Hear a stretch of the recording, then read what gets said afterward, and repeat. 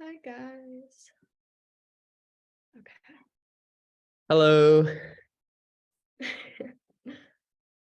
Okay, so I think we have all of our judges here. We should verify. Can we get every judge to raise their hand just so I can count 7 people here? Yeah, Sorry. Because they're like almost spread out around the like zillion people who are yeah.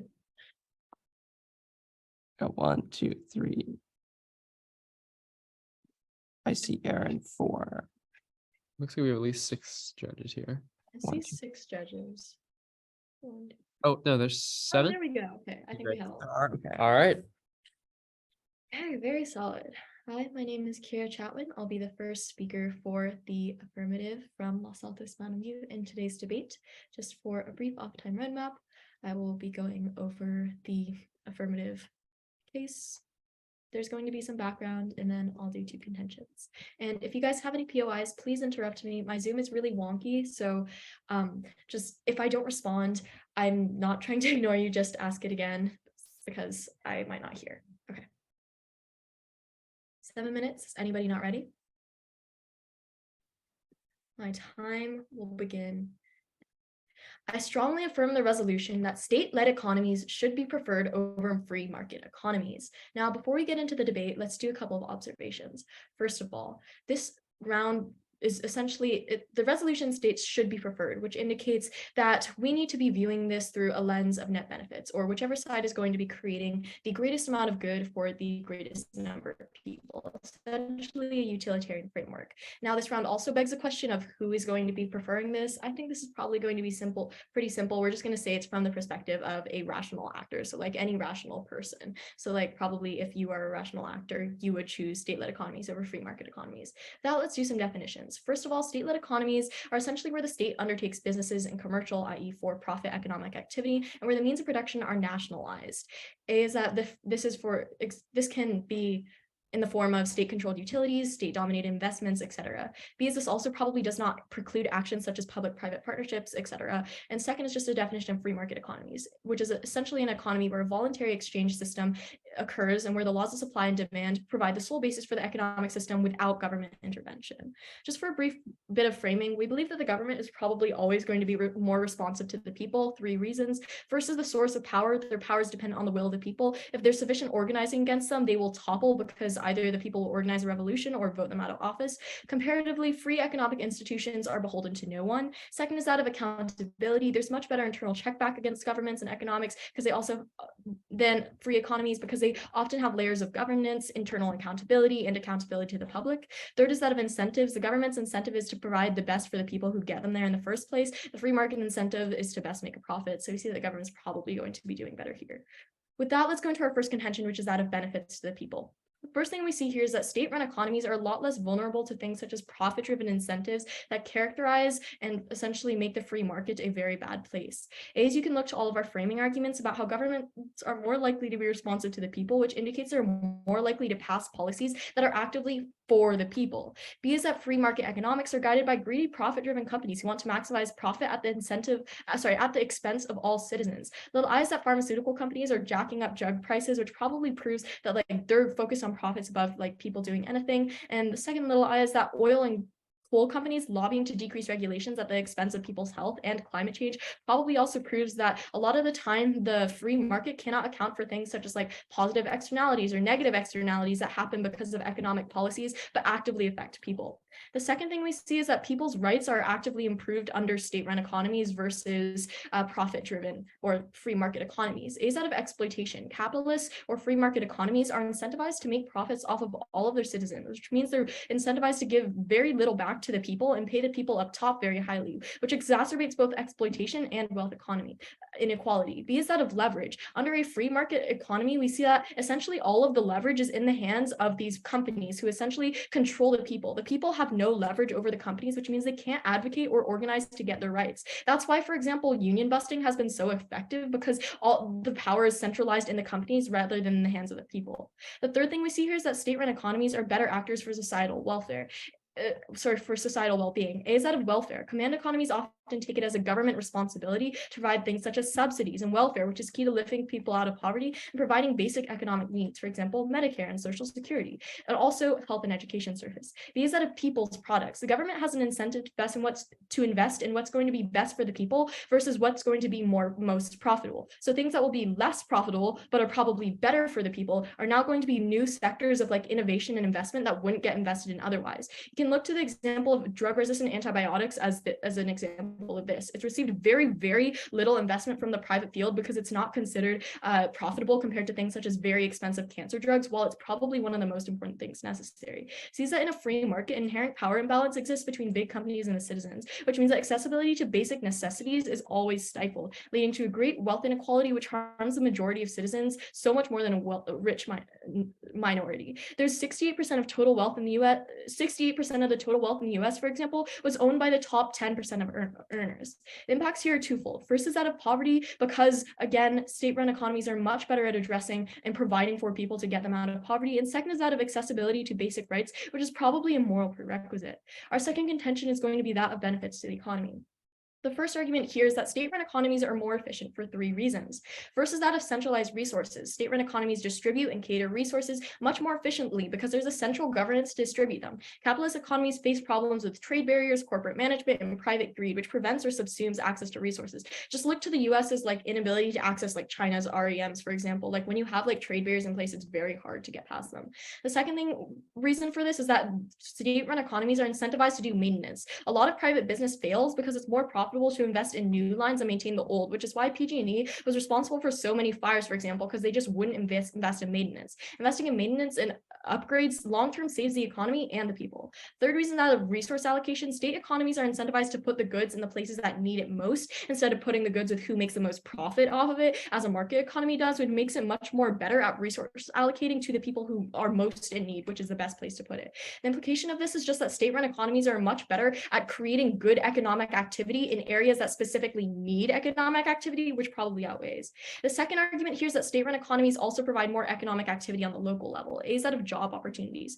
Free market economies choose the most marketable labor first, which makes swaths of the public, for example, like the elderly or those with certain disabilities, unmarketable and thus unemployable. Government economies ensure equal economic opportunity. The lie is that, for example, you can look to the Work Progress Administration created during the Great Depression, but showed how a large-scale federally funded local administered job program could address a huge unemployment crisis. B is that there's less exploitation or exportation or offshoring. Employment is targeted locally, so they wouldn't be incentivized to offshore supply. For example, a lot of people or a lot of big companies just simply offshore jobs to exploit low wages in other countries, which leads to both less jobs here and massive exploitation of people overseas, which is probably really, really bad.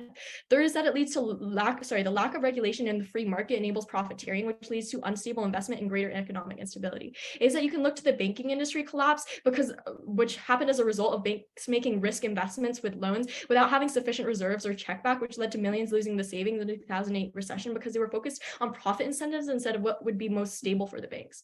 The impacts of here are simply that of economic stability, which is going to be a lot better for improving the quality of life of all the people and driving the economy forward, and then that of exploitation, because again, offshoring creates a significant amount of exploitation of the public, which is probably very, very bad. For all those reasons, I strongly urge an affirmative.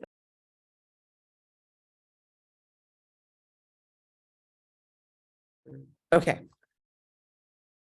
Hey y'all, my name is Rohan. I'll be the first speaker for the NEG. A quick order to my speech.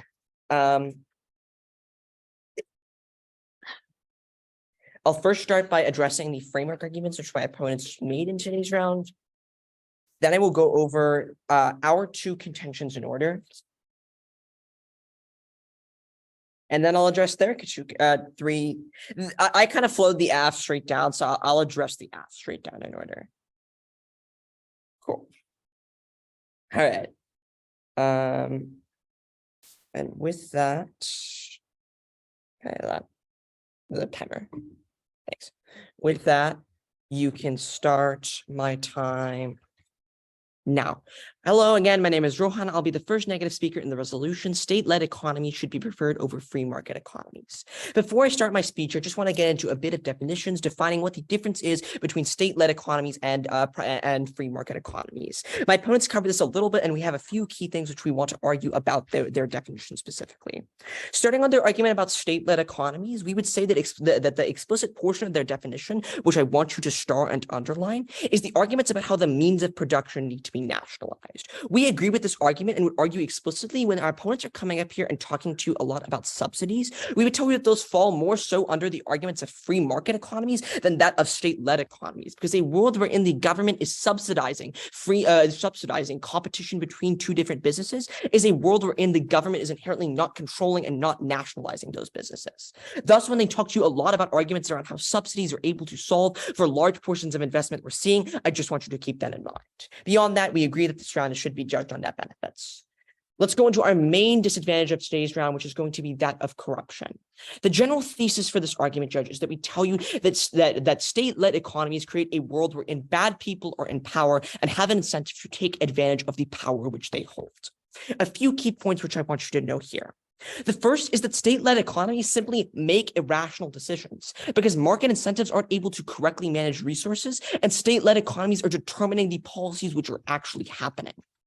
One great example of this is under Maoist China, where we saw the quote-unquote Great Sparrows campaign, whereby we saw the mass extermination of sparrows because they were quote-unquote eating grain seeds, according to Mao himself.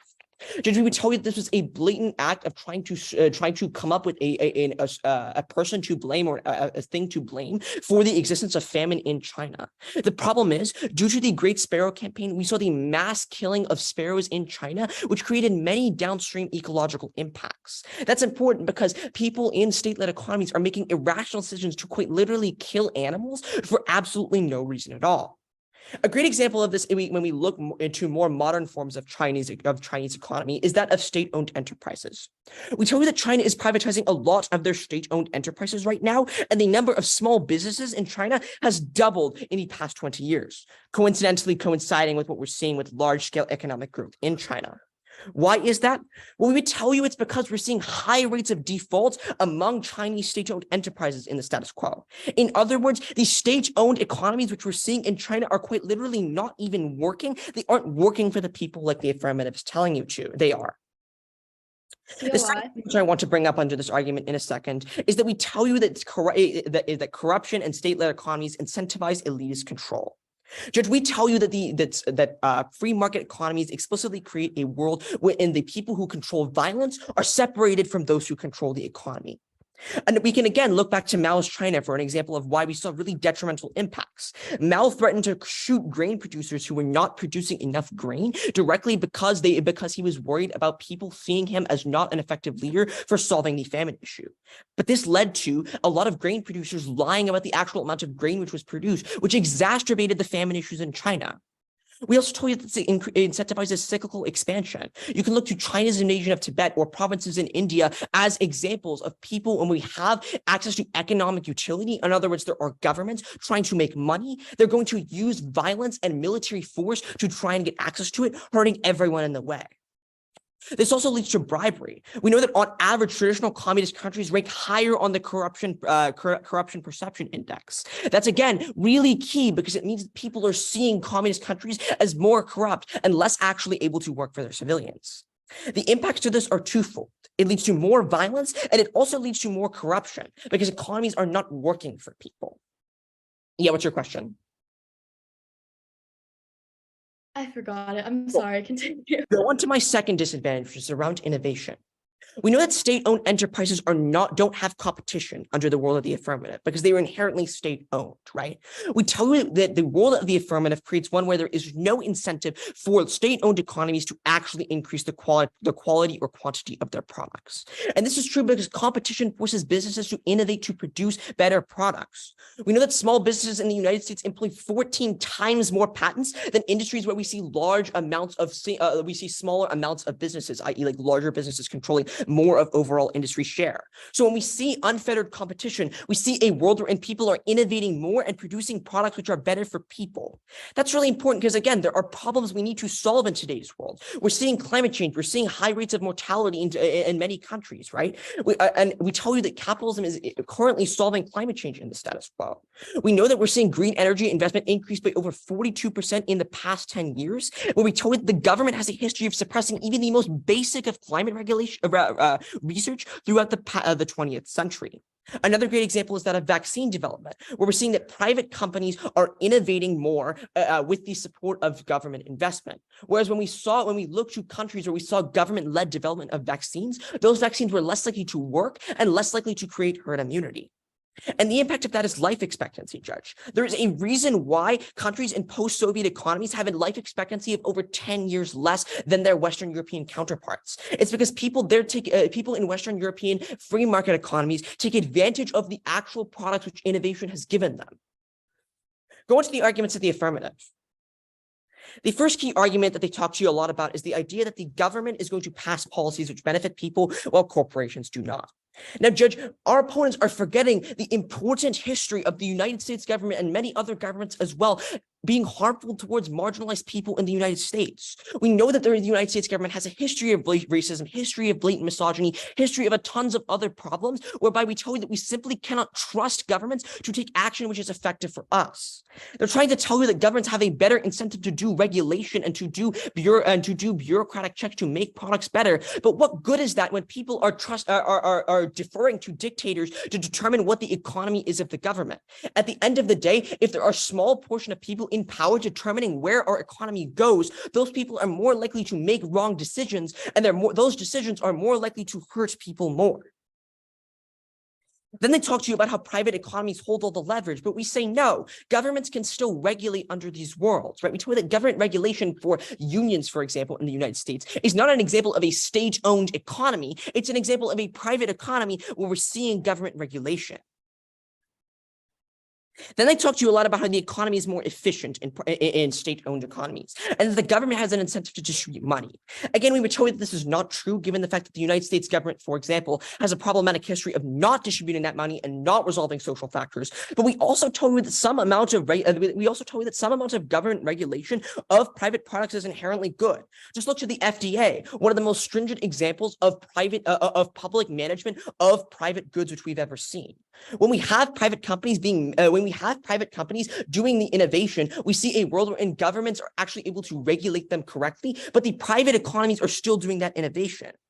And then finally, they talk to you a lot about how there's going to be more economic activity on local areas and better economic prospects for people in rural areas. But we told you that those economic prospects are not good in state-led economies. State-led economies encourage populism, which is problematic because it means that it encourages the will of the many to harm the few. A great example of this is in North Korea, where we see large amounts of outsourcing of workers in terrible conditions in countries like Russia.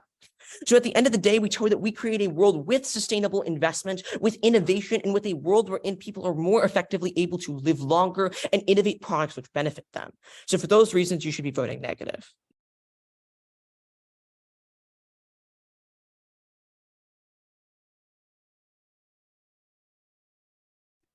All right. Hi guys, my name is Michelle, and I'll be the second speaker for the affirmative. The order of my speech is going to be an overview, the definitions, I guess, debate, and then the affin order, then the negin order. Wait, sorry, Michelle, can I get that one more time? Yeah. An overview, the definitions debate, AFNEG. Okay.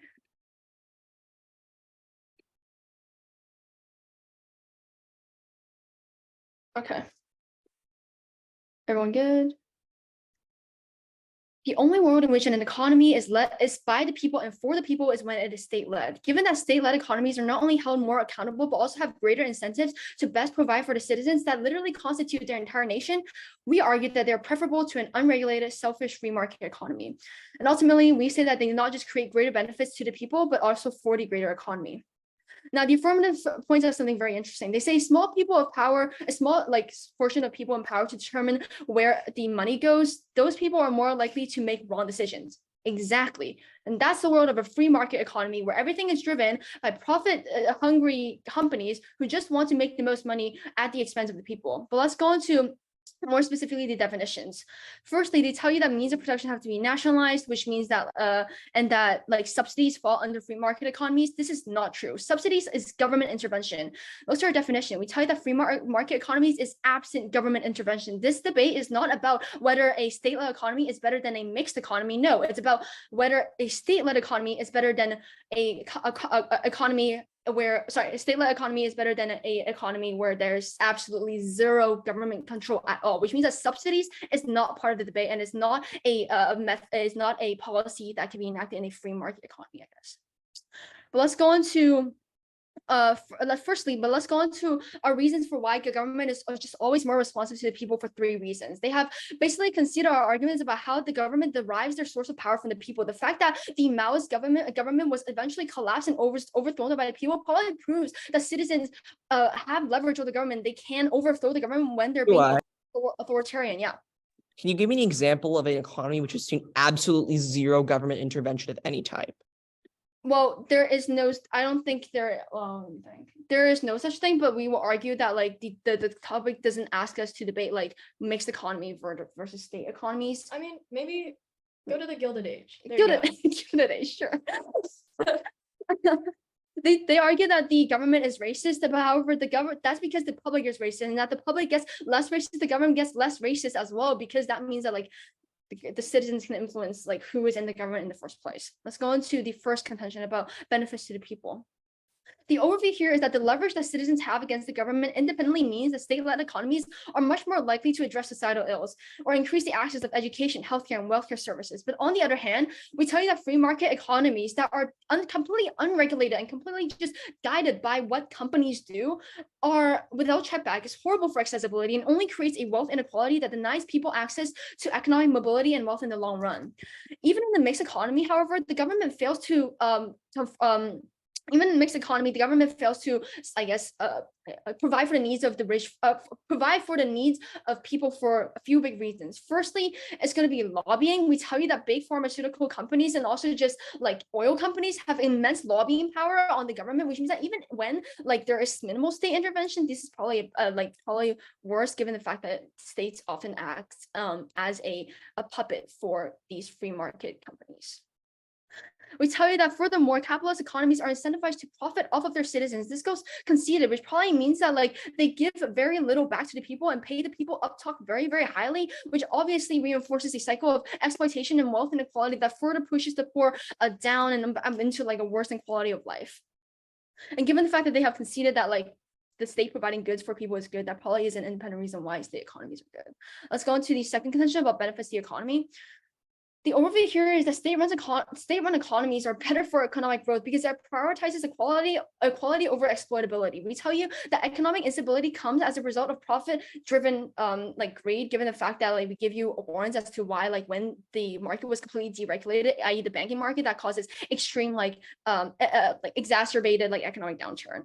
They tell you that the USFG has a history of not distributing goods. Firstly, the USFG is run by profit incentive lobbying. That is our point. They are not a completely state-run economy. Secondly, they tell you that economic prospects are good in state-level economies. This is not true. The government has an incentive to provide jobs for economic growth because they want to provide for their people, and also they want to see their own economy grow. Okay. I'll respond to your North Korea arguments. But let's go into their corruption argument. Judge, I want to ask you this. What checks back against corruption more? A state-led economy in which citizens have at least some say, as opposed to a free market economy where there is no say because power lies in a select few elites? I say it's the former. And there's a couple of reasons why. But firstly, we tell you that there is a difference between command economies and authoritarian controls. They give you a bunch of warnings as to why command economies fail, but that is because they're controlled by an authoritarian government. And the lasting effects in which that these governments were overthrown eventually and collapsed probably proves that people were able to hold leverage against them. But secondly, on the other hand, a free market economy is probably arguably worse given the fact that they can't really be overthrown at the point where the like people can't just march up to a company and say that we don't want you here and we're going to vote down your executives. That's not really how that works, which means that, again, they're not held accountable by the people, and shareholders probably want more profit anyway. So they probably will be, okay, yeah, sure, continue with your oil business, continue with your exploitation of workers. As long as you give me my shares and like increase my profits, I'm fine with it. That probably means that there's zero accountability in a free market economy. Secondly, they tell you how we incentivize losing control. There's two responses here. Firstly, we tell you that economic control is distinct from authoritarian killing of civil rights. That is not resolutional, it's not contextual to the topic. And secondly, this becomes worse again in a world where profit incentives incentivizes overseas exploitation and like expansion and like the offshoring of labor. Onto the second contention. The overview on this contention is that this round isn't a question of whether innovation exists. It's a question of what innovation is good and what innovation is good innovation, and do the products go where they need to go. And only in the world where the government acts, the government only where only in a world where there's a state-led economy do people actually get the products where it should go? Do the people actually get the products? We will argue that the improvement of like products is not contingent of having competition, because we see that the government is fully capable of innovation. Look to like government agencies like NASA probably proves like in like nationalized like research probably works as well, given the fact that government do have money. But secondly, we will argue that competition in a completely deregulated market is probably worse. There are two reasons why. Firstly is the argument of evergreening. We tell you that big companies use patents to monopolize the pharma market, which causes net less innovation while they get to jack up their prices and like basically profit off of it and monopolize the entire sector, which crowds out small businesses who are key, or actually no, which crowds out innovation overall. Secondly, we tell you that like deregulation probably leads to more economic instability after this. And thirdly, we tell you that improving the product doesn't really matter if people can't access them in the first place anyway, which means that access is going to come first. Yeah, go ahead. Given that patents are like the government approving that private businesses can't innovate on an item, wouldn't you say that like patents are inherently an instance of like state-led economies according to your definition and not free market economies? Well, like you said that state-led economies are only about, nationalizing pharma, and we are not nationalizing pharma if we're giving them patents. But we will argue that this is an example of a mixed economy in which that like, but which probably, yeah, and this probably proves a point, given the fact that like without the patents, this probably means that the big companies have more monopolizing power. They tell you that private companies are innovating more. There are two reasons. However, this is not true for a couple of reasons. Firstly, we have empirical, firstly, Cuba, for example, was able to push out a vaccine during the pandemic, which probably proves that it works. Secondly, target innovation is better because it doesn't matter if there's more innovation, if it's another cancer drug that doesn't actually cure cancer, because it's more profitable to keep them on the drug in the long term.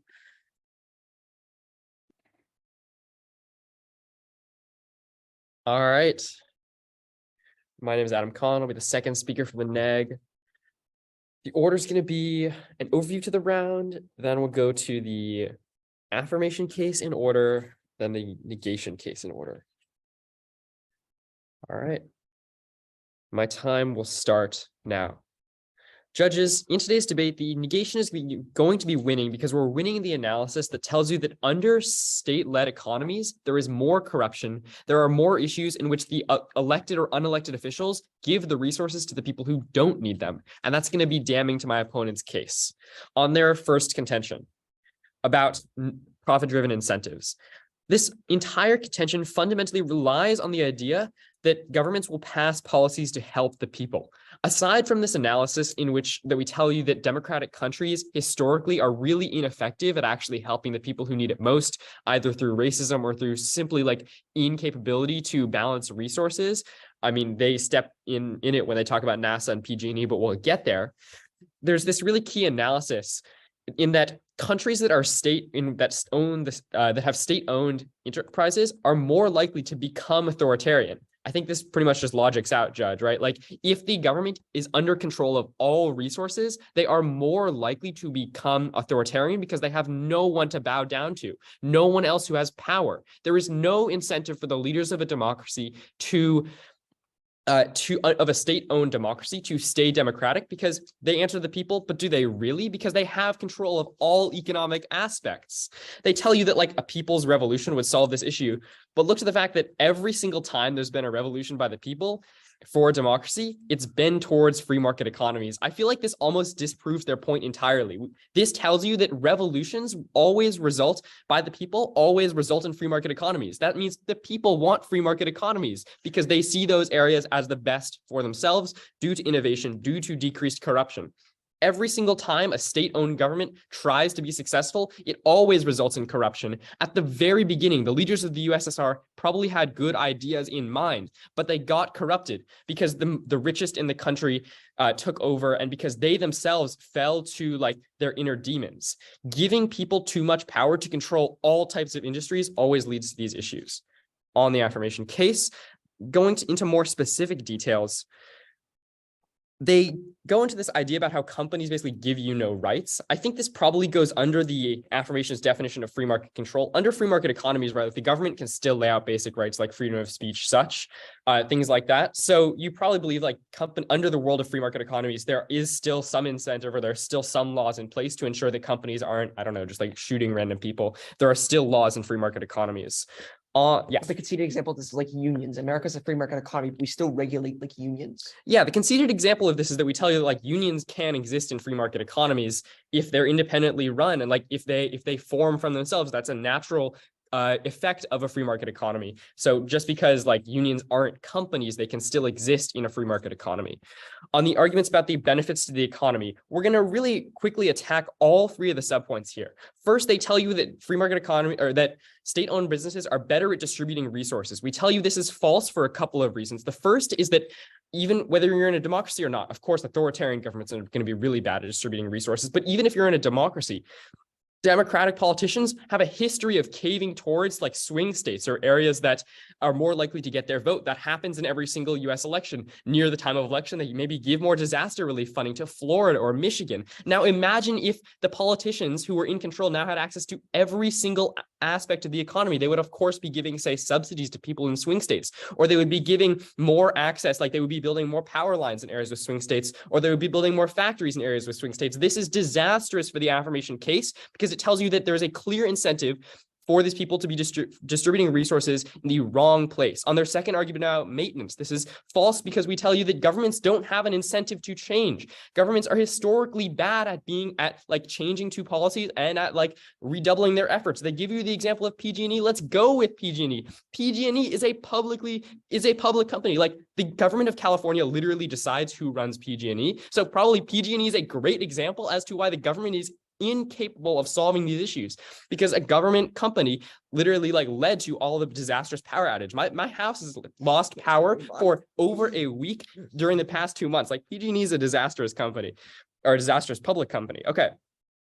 They give you this analysis that like helps minorities in rural areas, but I think populism this responds to this, like rural areas don't vote, so probably politicians aren't going to listen to them. On neg case. All right, go to the first example we give you about the Mao Great Sparrow campaign. I just want to expand on this a little and then I'll get to my opponent's points. The impact of the Mao Great Sparrow campaign was to have 750,000 sparrows die in less than a decade. This resulted in massive locust outbreaks, which caused destruction to the Chinese crop, which was a major cause of the Great Leap Forward and the tens of millions of people who died in China, all due to the result of one man thinking that sparrows were the cause for his problems. And of course they were not, and he didn't understand biology. But that just goes to show that when you put one person in power, whether they're elected by the people or not, it's going to lead to bad outcomes, right? Like Trump was not was far from a perfect president. Even Biden like trips over his words all the time. So a president elected by the people is not going to result always in good outcomes. Small businesses mean more competition, which means it's more like spread out. Yeah, we'll get there. Okay, so next go to these arguments about how state-owned businesses always fail. We give you the examples of China's defaults from companies. Once China moved over towards more free market economies, all of their state-owned businesses failed because it turns out they were getting out-innovated, they were getting out-competed by private companies, which goes to show that these state-owned companies are ineffective. All right, we're going to extend the analysis we give you about bribery, and that under a world of state-owned companies, public officials have every incentive to take bribes for public gain. And often they'll do this under the cover of darkness so that the people don't know what's happening, which means they don't have an incentive, even under a democracy, to not take bribery, right? Like the warrant is that lots of Congress members like do insider trading and we just don't know about it. So, and like they take money from companies. So elected officials are not good people. Okay, go to the second contention about innovation. This is another really key area where you're voting for the negation.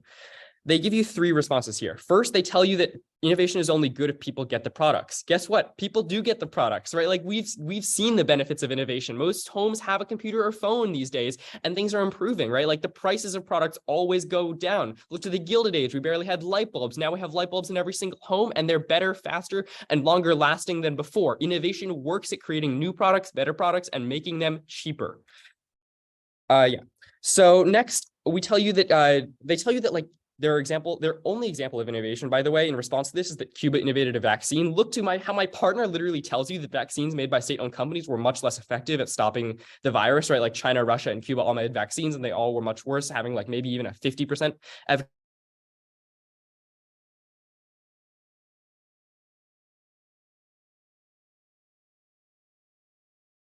That's because they run under a top-down system. They're risk-averse, all of these issues. In the example with NASA, we tell you that SpaceX is doing much better. They've invented a cheaper reusable booster in less time than it took NASA to produce the space station. So all of these issues tell you that like private companies are better. What are the impacts? Why are you voting neg?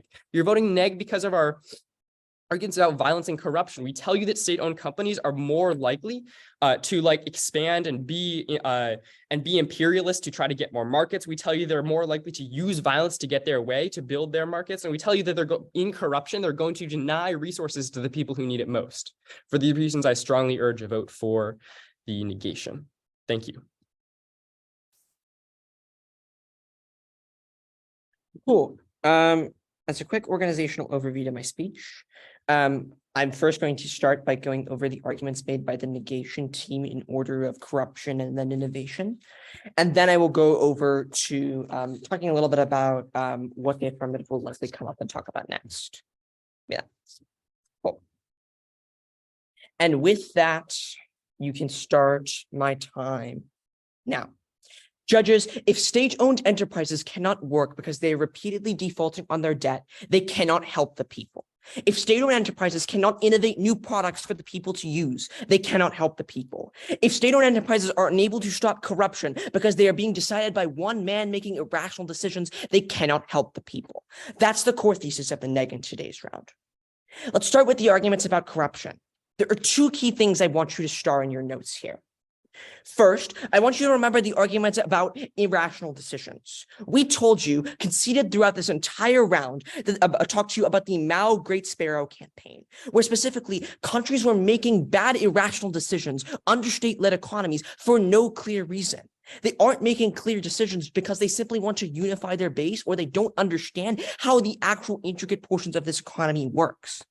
That's important because it means that these state-owned enterprises or these state-led economies do not have the expertise nor the ability to make correct decisions when it comes to these markets. And the second thing is that these organizations are actively nefarious when trying to deal with these interests. They tell you that private companies are corrupt, and even if you buy that argument, we told you that public companies are much more so. They've conceded the analysis that countries in communist countries specifically see higher rates of corruption and higher rates of on the corruption perception index, which means that even if you buy that there's corruption in private areas, it's much more so true for state-owned economies. Then we talk to you about innovation. At the end of the day, we give you examples from vaccine development to green energy, which tells you that state-owned enterprises do not have an incentive to innovate. The whole purpose of companies is to produce products for people to use, not give back to them. It's so that people can use the innovation and the products which they make. If the companies in state-owned enterprises are not making products, people can't use them to make their quality of life better, to live longer, or to have better lives. Now, we told you that that's one of the most important impacts of this round as well, because that's the whole reason why we've seen progress and reductions in poverty. And we see the arguments about life expectancy, whereby communist countries have lower rates of life expectancy. That was also conceded by my opponents. Now, they're probably going to come up and talk to you a lot about how specifically private companies are not working, talking to you about lobbying and about how governments allocate resources better. But remember, they've conceded the arguments in today's round that number one, state-owned enterprises do not have the expertise to do the actions they're talking to you about. And number two, they're not even winning the arguments that the government has an incentive to help people. At the end of the day, they can refute one example in the United States all they want, but there are other examples around the world of governments not doing the right thing for their civilians. The North Korea example, which we bring up to you, is a great example of that. So we tell you that the government doesn't even have the incentive to do the actions that they're talking to you about. And then they'll come up to you and talk to you a lot about how governments are more reformable, that private companies are beholden to no one and that governments are. But again, they miss the argument that specifically these economies are controlling, these state-owned economies are controlling both the violence and the economic needs which people can need to survive. These people can not only force people to do something with a gun, but they can force them to do it with the threat of them starving in the first place. So we told you that it creates a world where the government is enabled to take bad action, enabled to benefit itself at the expense of everybody else. And then they'll probably come up to you and talk to you a lot about how innovation, and like they'll go for this definitions debate a lot and talk to you a lot about how like subsidies are included under their definition, but they've conceded the unions example as well. We can have government regulation of private economies and have it still be free market. No one contests the idea that the United States government is a free market economy, but we still regulate unions, right? And we still allow for unions to exist. So at the end of the day, my opponents are endorsing a world where we see vast corruption, whereby at the expense of small businesses deciding how our economy is run, we have one man at the top deciding what works for everybody, but ultimately benefiting nobody. So for those reasons, you should vote negative.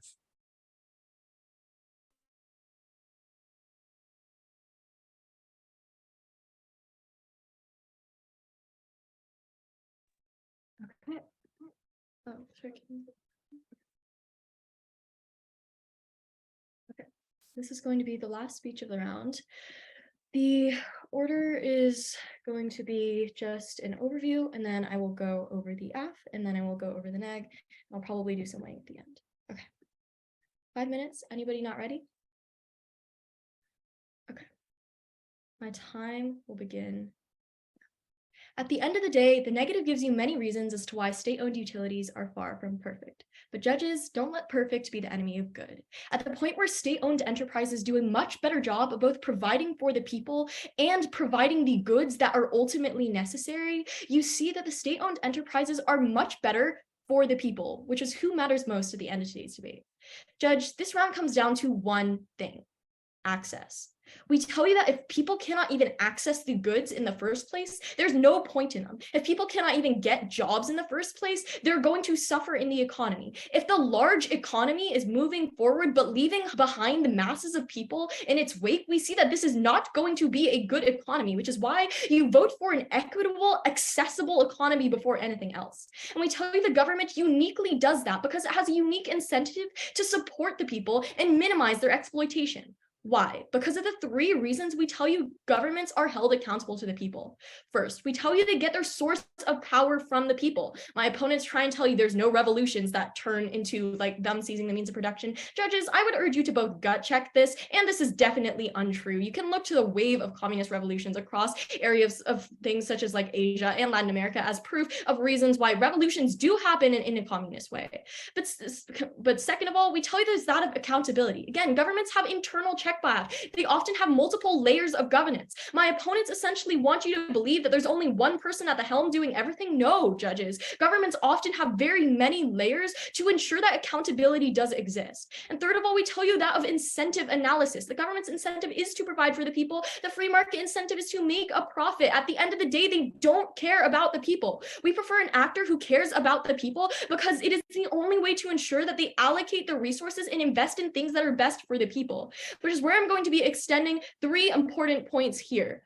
First of all, you're going to be extending targeted innovation. My opponents have conceded throughout this round that even if the companies do better innovation, it is not targeted in the areas that interest the people. For example, you can look to the proliferation of cancer drugs that aren't actually targeted to solve cancer, but simply treat it in the long term so they can keep making a profit off the people who need to pay for these drugs, instead of, for example, antibiotic resistant investing into antibiotic resistant strains of bacteria, or like antibiotics that would address drugs that are currently antibiotic resistance in order to resolve those impacts that would actually save the lives of the people. The second thing I'd like to say is that this resolves all of exploitation. People are currently exploited, paid very, very low wages, exacerbates wealth inequality, massive poverty in all of the countries in which there's a free market. This massively hurts the vast majority of people, which is probably going to outweigh anything else, because if you are constantly kept at the bottom of society, you don't have access to things like a job or anything else. You don't get to like exist in society. You don't get to invest in business, and the entire economy and foundation of the nation probably falls apart.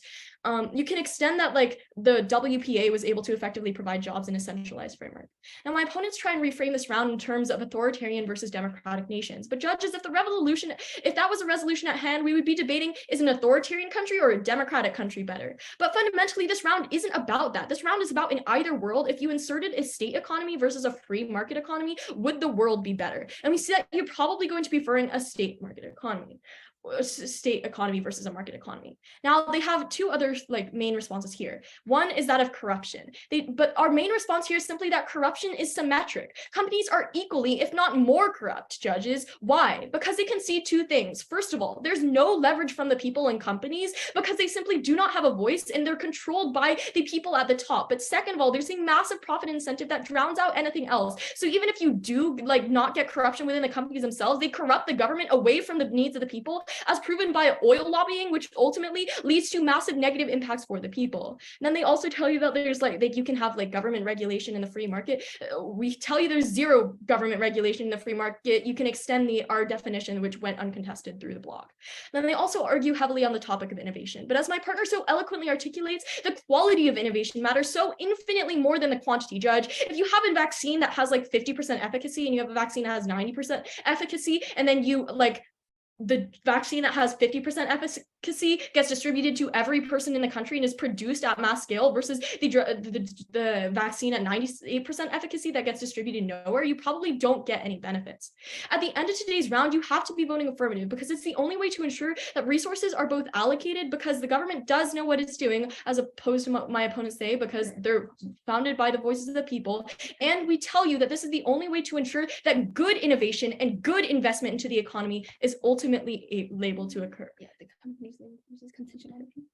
For all those reasons, I strongly urge an affirmative. Good round, y'all. Good We'll debate. let the 7 judges make their decision. All right. Around you guys, it was a lot of fun. I have a question on my ballot. I don't know if the other judges are experiencing this. The sides are flipped. Is anyone else? Maybe refresh the. It was. Yeah, I and tried then if you refreshing the refresh the page. I'll page, try again. it'll flip back. I'm having the same issue. Yeah, mine was flipped like a moment ago, and a refresh fixed it for me.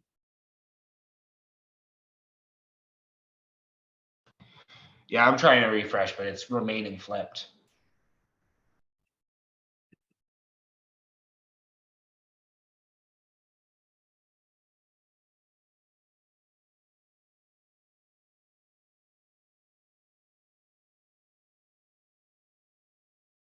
Do we have someone from Tab in here?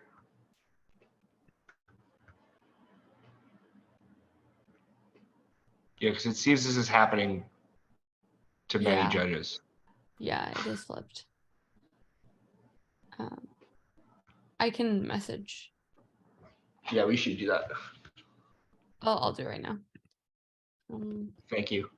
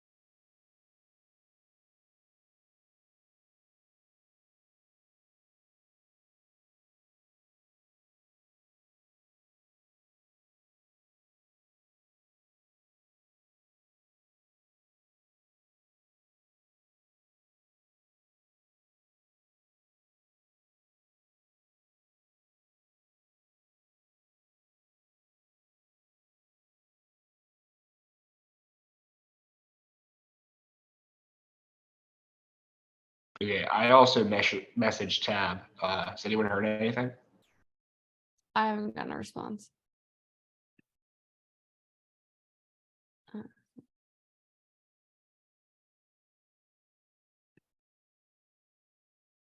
Someone can also just leave the breakout room. I think they should be in the main room, potentially.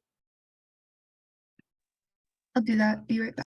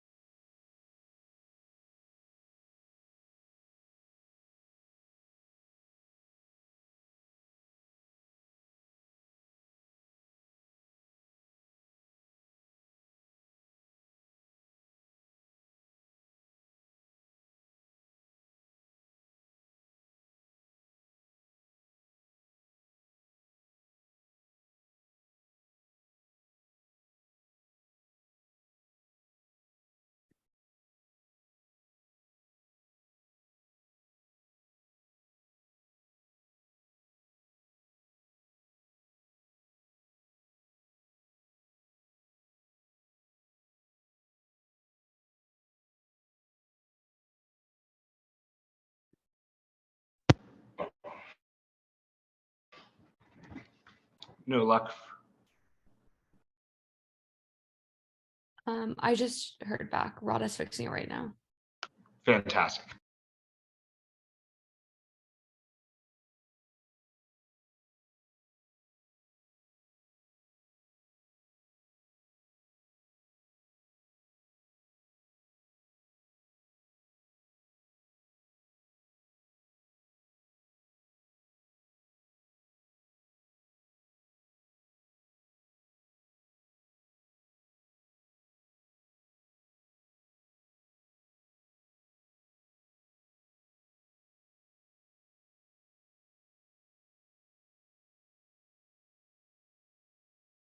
All right, it's fixed on my end, so we should try again.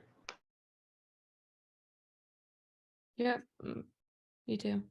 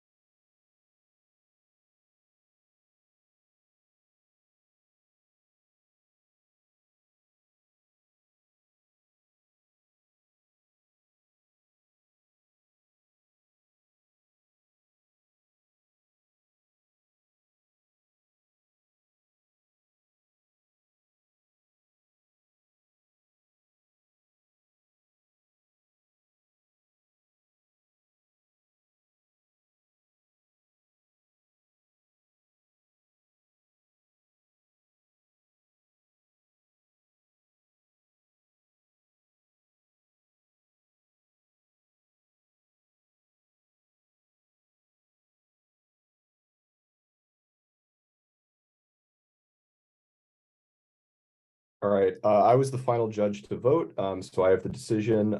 If competitors and judges want to come on camera, I will announce once everyone is back. Surprise. We are here.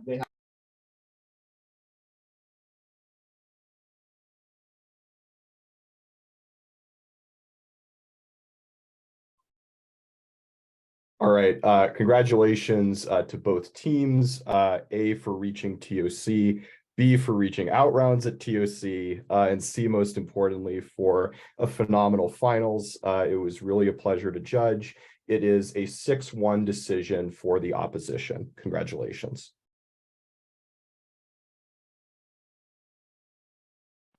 I guess I'll go first because I was the squirrel, but congrats everyone. It's a very good debate. So I end up voting Gov. I think that Op ends up, from my perspective on my flow, fairly far behind on the warrant debate because of an over deployment of examples to constitute their arguments in a way that is very difficult for me to evaluate in this format, both A, because there's no way to validate things based on evidentiary citations, and also B, because the explanation of what a lot of these examples might mean for the round doesn't feel fully developed to me. And so it's hard for me to understand how these descriptions of historical, like, tragic events in economies constitute full arguments as to what this has to do with the organizational changes in the economy that the government is defending. And so it becomes difficult for me to evaluate a lot of this op offense, especially because at the end of the PMR, it's clear to me that there are at least a few good warrants for believing that institutional checks on the organization of an economy is generally a good thing when we're looking at the perspective of the capacity of that economy to benefit people, rather than the capacity of that economy to maximize its output in terms of goods produced or productivity. And so from my perspective, the round broke down that way. I'm interested to hear what my fellow judges said.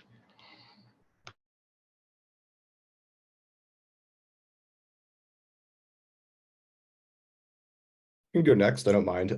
Great round. I think that Op is ahead on kind of 2 key arguments in this round. I think one, and most importantly, that when economic power is intermingled with state power, authoritarian regimes are causally created by that. I think that there's just a lot of hand-wavy government responses that are just kind of to the extent of governments are accountable to the people. But I think that there's pretty compelling and well-warranted examples that come out on Op, both with the examples of like what happened in Maoist China in terms of executing grain farmers who didn't align with production quotas, or even the really interesting example that comes out in MO about economic corruption and bribery with like swing states around election time. I think those just really aren't answered. I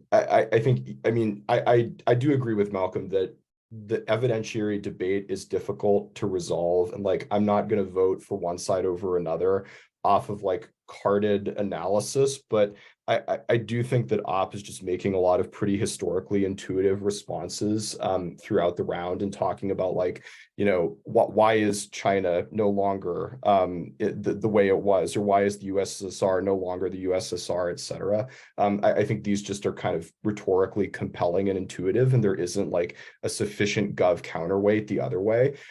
There sort of starts to be a little bit of that in PMR, where like PMR points out that yes, communist revolutions have unfolded. Sometimes the direction of radical political change is in that way.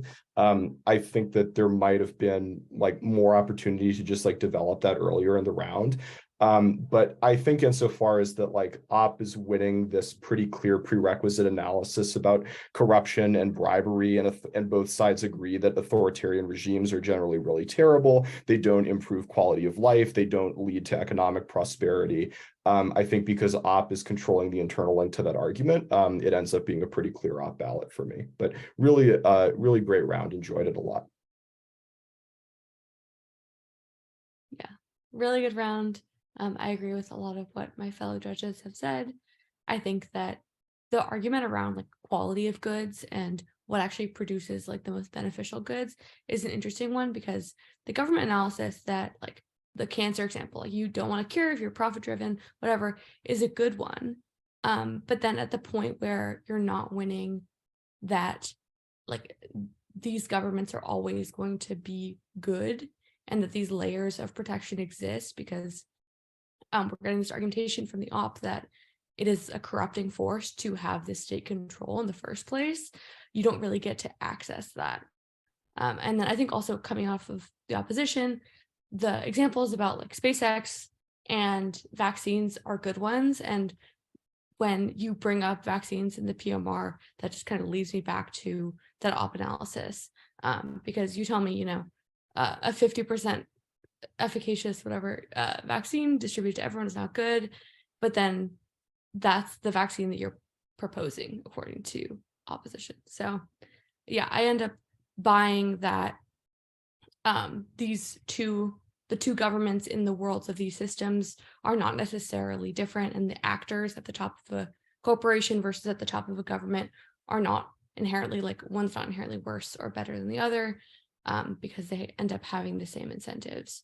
So I vote on quality of goods being better with a free market based on the it's 6-1 for the opposition. Put that in there. But yeah, quality of goods being better just because free market based on the analysis from the opposition, examples of China state-run industries being outcompeted by free market and yeah. But great round. Yeah, I also thought it was a great round. And to sort of speak to what some of the other judges have said, in many ways, I ended up voting for the opposition because I thought they were able to both make claims about the analytic mechanisms that produce the effects, as well as develop their analysis to like give concrete examples of those sort of analytic mechanisms. And so at the end of the day, I think what the opposition was able to demonstrate is that because of irrational decisions, and they had the mouse example of like the great sparrow killing, and although I don't think like at the end of the day, that's probably like the most illustrating example for irrational decisions, like they were able to carry it throughout the round. And then the affirmation starts to make a response to this, and they talk about shareholder value. But I think like what they don't do is talk about develop shareholder value more than just mentioning it. And so I think I needed some examples of like what are the irrational decisions that shareholder value leads to that are like comparable to the sparrow. And I think there are those examples, right? Like grocery stores throwing out perfectly fresh food because it preserves the profit motive. But I just needed you to draw out those examples in the way that they drew out the examples from the irrational economy to like grant you more of that argument. And so like I recognize it on the flow, but I didn't see it fleshed out. And so I gave them irrational decisions. And then they have this argument about like monopoly of both violence and economic power that I think is never really addressed. And so I grant it to them. And then they have this argument as well about how there's more of like a differentiation of power. So like, well, at least within free markets, there's counterpowers to states, whereas like in corrupt states, there are no counter like civil society forces. And so at the end of the day, I saw them just like stacking up analytic mechanisms that were both that have like concrete examples. And although I saw some of those on the affirmative, one with like the overview about like source of power and accountability and incentives, I just think that you needed to respond more directly to some of the things they said, like them talking about the mechanisms of how like when consumer prices for necessities like decrease to the point where like everyone now can have like, you know, air conditioning and like microwaves or heating or light bulbs in the way that in the 1920s they couldn't, talks about like the spread in ways that like exemplify their point, that your point about access, right? I think I just needed another concrete example to show me like how you win access in ways where they were able to demonstrate their sort of specific analytic mechanisms. So at the end of the day, I was able just to sort of like synthesize a lot of what they were saying because I could see where their analytic like how their like logic to their effects worked. And they just sort of like won these concrete empirical examples. So that's why I ended up voting op, but I thought the gov, like y'all did a great job, and I thought it was fairly close. Like I had to look at like these direct clashes to kind of see at the end who I'd vote for, but good debate on both sides. I'll go next. I think like most of what I want to say has already been covered. I do want to highlight again, I think like this was a very, very good debate. I think both teams gave the arguments that they should have given considering the motion. So I don't think you should be upset about any of that.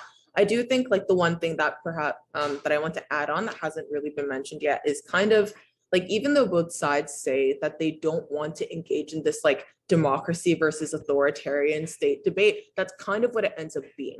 And I think op in like the most abstract way, at least like kind of contends with the fact that like even if it's in a democracy, why does it necessarily turn authoritarian, or why is it still bad in these cases? I think like in order for Gov to really contend in that instance, they need to explain like why authoritarian governments don't naturally happen as a result of state-led economies, or necessarily like why it is still good in this case. I think like at the end of the debate, Gov is still trying to push, or I can only really believe Gov's arguments in their entirety if I assume like the best case democratic government, which I think is like pretty well taken down by the opposition. So I think that like that access argument that like you're hinging your case on, that you kind of collapse on, becomes difficult to vote off of, because I'm number one thinking like, well, authoritarian states probably aren't the most receptive to their like citizen base, but also I don't think there's this, even in like a democracy, which op contends with, I don't think there's a response to this idea of like they're only going to give resources, or they're going to prioritize resources to swing states necessarily, which again is like a misallocation. So I think there is just like needs to be more engagement from the Gov to the op, which is what pushed my vote to the op for this round.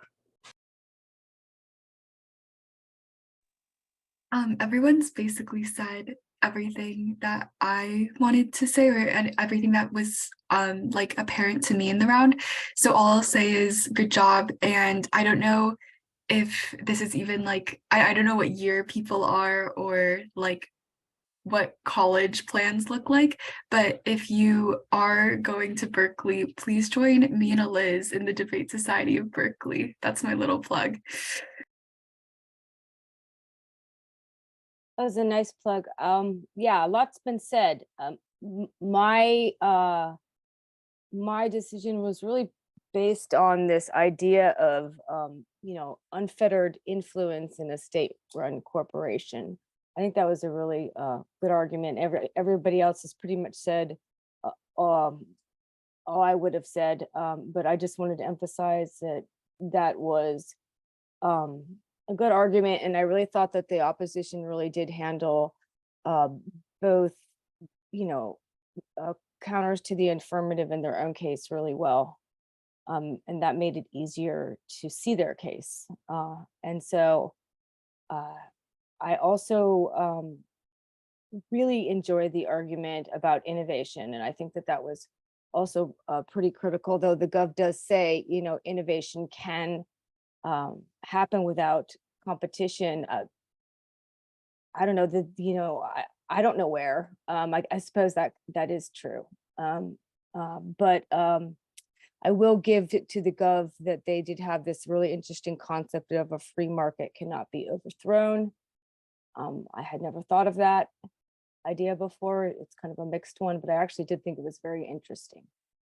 With that, I just want to congratulate you both for being in the finals of the Tournament of Champions.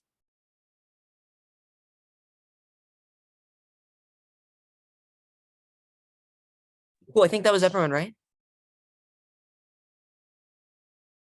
Cool. Thanks so much, y'all. We really appreciate everyone coming out to give us feedback. Good game. Thank you so much, and congrats to Rohan Congrats, and Adam. guys. You guys are so cool. Okay. Very honored to debate Thanks, with y'all. you.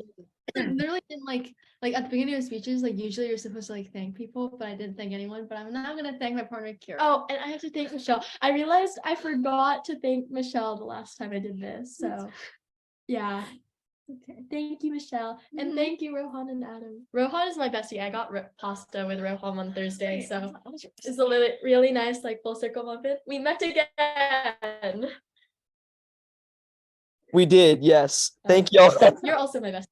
It was a good pasta. Actually, we didn't. Yeah, okay, whatever. But all right. Thank you, guys. Yeah, have a good night, friends. All right. Sorry, our whole team is like in that room. Okay. Yes. All right. That was an interesting debate. Thank you so much to the judges, and everyone have a good night. Bye.